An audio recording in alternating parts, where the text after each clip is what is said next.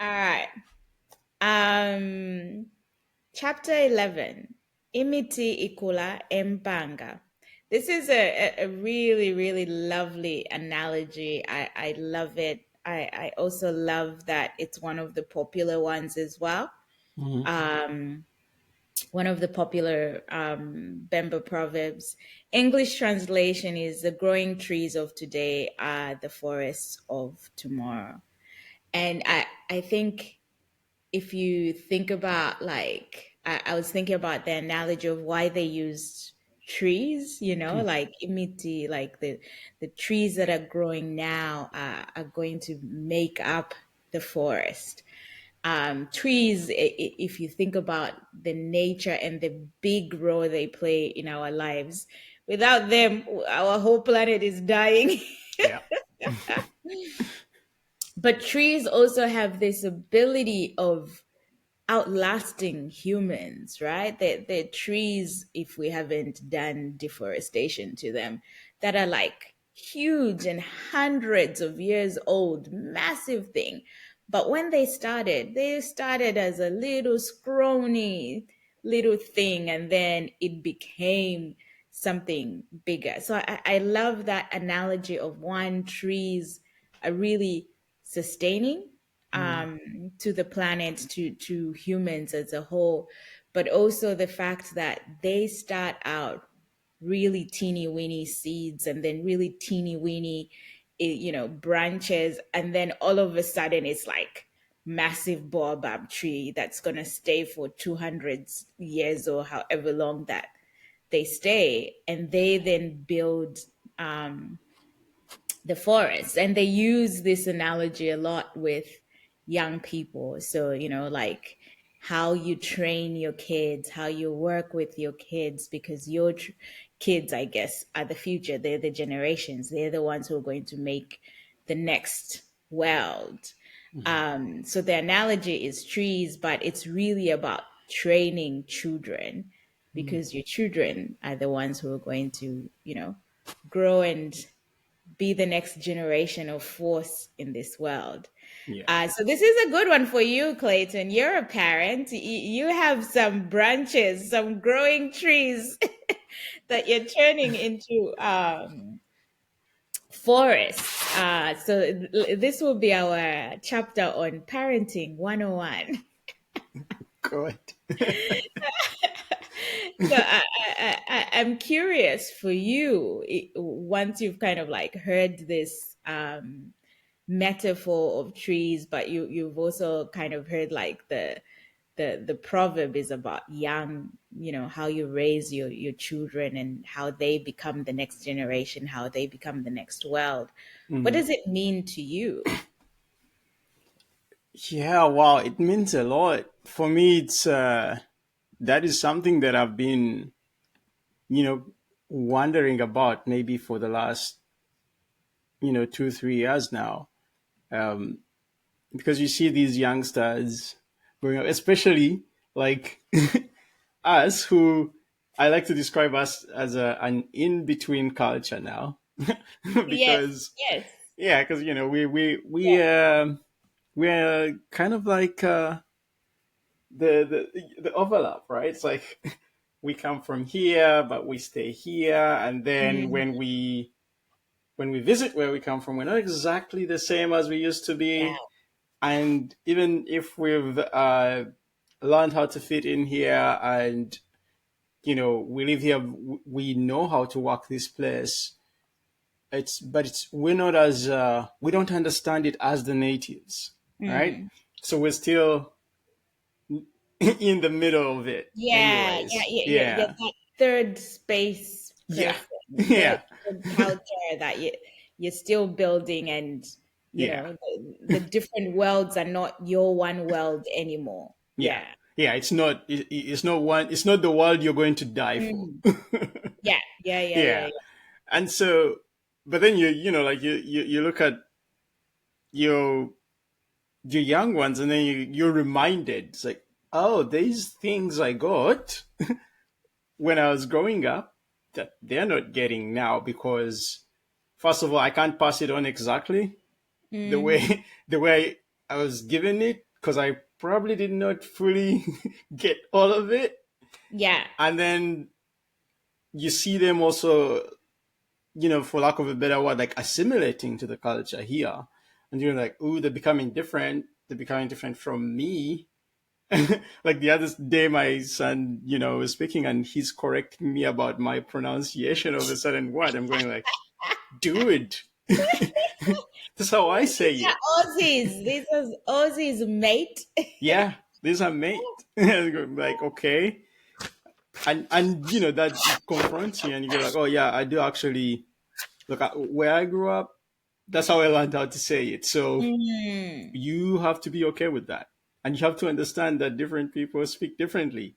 yeah. And but then that means we're a bit different. Yes. Yes.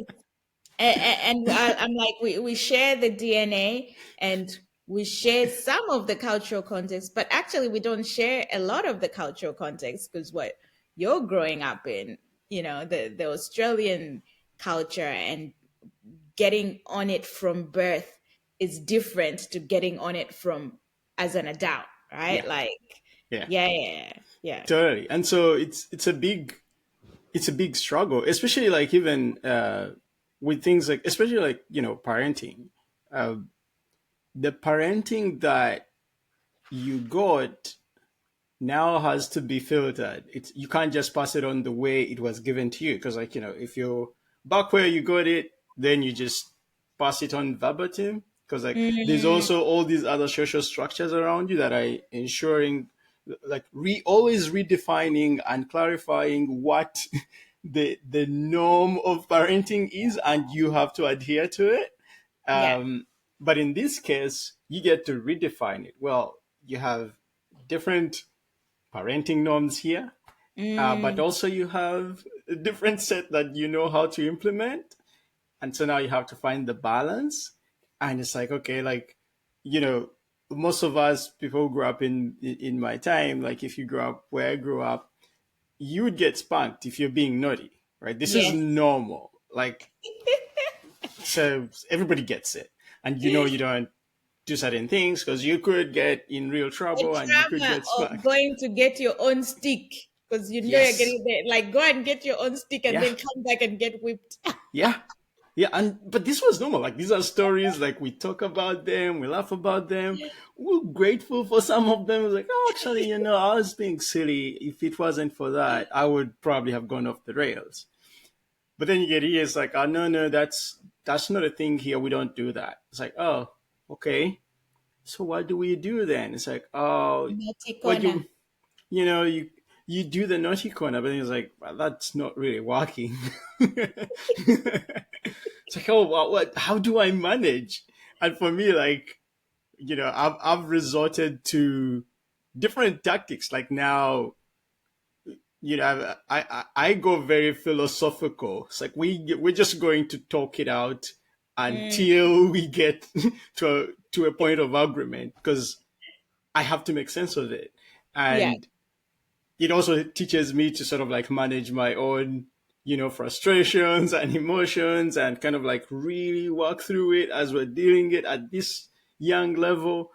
But it's sort of like eventually after some time, it's yielded some fruits. Like now we have all Mm, these, all these little sayings and all these little nuances of things. It's like things like, getting the point and missing the point. Now those are things. It's like, oh yeah, you're missing the point, and then we're going to have a whole argument about the point. So if you're visiting and staying with us, you would think, what are they talking what about? is going on in this I house? know, right? But it's evolved over time to now sort of like have like little metaphors that we are throwing Mm, at each other, and we know what they mean, and we use them for self-correction. It's like we'll have this conversation and then it will result in tears. It's like, why? It's like, oh no, yeah, I did not want to do that, and I'm so disappointed because I did that. And then now we have to reroute and go manage the heightened emotions. It's like, okay, cool, how do we deal with this? You need comfort, that's fine. yeah. You made a mistake, and that's what a mistake looks like. Now you know. Right? Yeah, yeah, yeah, yeah, Yeah. yeah, But strangely, it's like without going through the shortcut of like, oh, I'll just spunk you and then you get there. It's like there are other ways of getting to the result of yeah, that. You'd say painful realization without being forceful about it, but it's through the limitations of like, oh, you can't do what you know, and you still don't believe in what you've been given. Now you have to develop a new a new way that works for you. Yeah. yeah. And that's what I like as well, the avenue of like you actually need to develop a new thing that works for you, and in this kind of like thinking of like the world and how the world shapes you, how the world shapes your kids. um I find it also interesting of like those dynamics because their values as an African, the way you're like, this is not an African thing to do. And I was like, now here I'm like, does it make sense, right? Like, what does it mean to be African Australian? Mm. And what does it mean? Because I think there's so many shades of being African Australian for people who've migrated here at different times of their lives through different, whether you were skilled, you were a refugee, asylum seeker, like all of that plays into account of what you perceive as an African Australian. What does it mean to be an African Australian that's been born and raised in Australia, as Mm. opposed to you came here when you were a teenager, you came here when you were 4 years old, you came here when you were an adult, when you were 30. Like all of those dynamics play into that whole perception of like, okay, this is not African, this is now African. Because I'm like, is it though? Because Yeah. now, like you're saying, we're in this third space where we're shaping what it actually means for us to have our own little kind of like culture that we're Mm. forming. Mm. And I feel like for me, I'm concerned. Like, let's say my daughter who was born here, and she's gonna grow up probably, and then she becomes an adult. She'll probably be walking around, and people will be asking her where she came from. It's Mm-mm. like, I came from Brisbane. It's like, what do you mean? That there must be some other place you came from. Yeah. You don't look like people who come from Brisbane. It's like, yeah, You don't Brisbane, fit the born and cookie. bred. Yeah. It's like, nah, I am. Well, in her case, like, I think she will probably be able to make her case. But if it happens again and again, then it's sort of like, what do they mean? Right? What do they mean? Do they expect me to be from somewhere else? Yeah. Why? Why? I don't expect them to be from somewhere else. Yeah. Yeah, Yeah. yeah, yeah. Why would you expect me? So what are you doing about it, Clayton? What is the I don't think there's a solution for it, but No. what is the thing? Well, I think one thing that helps is, at least getting them, I don't know, like enculturated. Like what I do, for example, like for my daughter, is they just make sure, we're participating with, her friends and her friends' families, and uh, just making sure she has that sisterhood, right? It's like, and it's a collection. It's like, oh, here are some of Mm, your sisters who have brown skin like you. Here are some of your sisters who look a bit different from you as well, but they're your sisters as well. And so you're mm, having all those play dates, and at this point, we know that she doesn't feel like she sticks out in a weird way because they're just, little kids playing. But of yeah. course, we don't know what's going to happen when she becomes a teenager or even grows older. I mean, because as we were saying before, that self keeps also growing and reevaluating, and Mm, it's a harsh self, right? yeah. And so hopefully we can be available to remind and you know and help her build a strong community around herself, such that whenever those things happen, she has a fallback option that sort of reminds her that, No, I don't think what they're saying is true because uh, this guy who doesn't look like my skin color is my brother, and this lady who doesn't look like my skin color is also my sister, and this other one who has the same skin color as me is also my sister, and I've known them all my life, and we're good. So I don't know what they're talking about. The evidence around me says otherwise. Yeah, Yeah. yeah. And it's really building into that, like the principles outside race, outside culture, the principles, the values that you're instilling in them. Those are the things, like for you to be a good human, if there's such a thing as a good human, for you to be a human who actually is considerate to others, or, like a wholesome human type of thing, there's things that are values and principles that you constantly need to instill in them, Mhm. that are going to go beyond culture, that are going to go beyond race and all of these things. And those are the things they fall back on when things get crazy, or they start being asked the most weird questions, or start questioning who they are, like Yeah. falling back on those principles and values is what's going to kind of like keep them there. And I also like what you were talking about, like a celebration of culture, especially African culture, where it's not seen as if it's a poverty culture, it's a backward culture. Like, actually, it's a rich culture. It's full of wisdom, and instilling that in them as well, because that brings pride. Yeah. You're like, my ancestors were this, and my ancestors are this type of thing. There's a lot of pride that we constantly need to put in our young people. Mhm.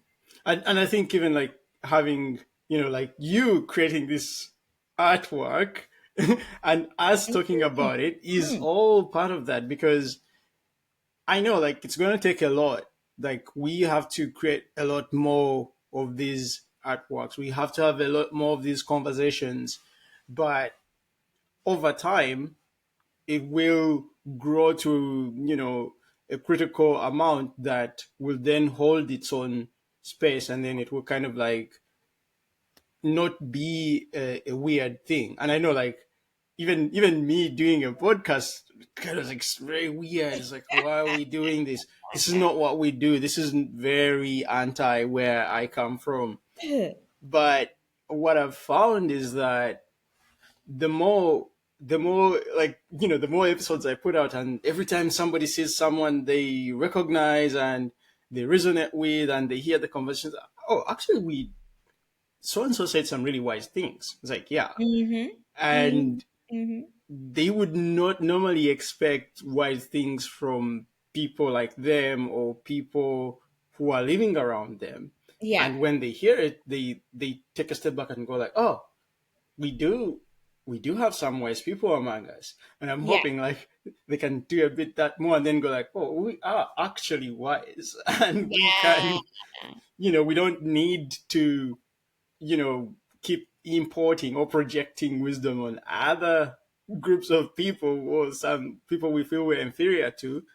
We can look within and go like, actually, we just have to behave in wise ways as opposed to not thinking that we have the wisdom. Exactly. Yeah. Exactly. I like that. I like that. It's very much about saturating and creation. We can create. We have so much within us to create, and Yeah. not just be consumers. Yeah. Yeah, totally. And we have to create a lot. We have to celebrate for celebrate those creations and not just music. Like I mean, like I think music is Music good. and sports. Yeah, music is great, sport is great, but we have to broaden the horizon. We have to do as much as we can. There's a whole lot more we need to be putting, bringing our African spirit to, bringing our African Hmm. culture to, like, and we do have a very unique way of seeing things. We do have our own different interpretation in these spaces, in these ways of being, and so if we don't bring it, then we're sort of like in a way not taking our spot in that space. And it's waiting to be taken up by someone like us, and so we should go and claim it. That's it. We're claiming all everything, occupying everything. Yes. And also empowering our young people to occupy everything. Yeah. Yeah, yeah, and they can do it.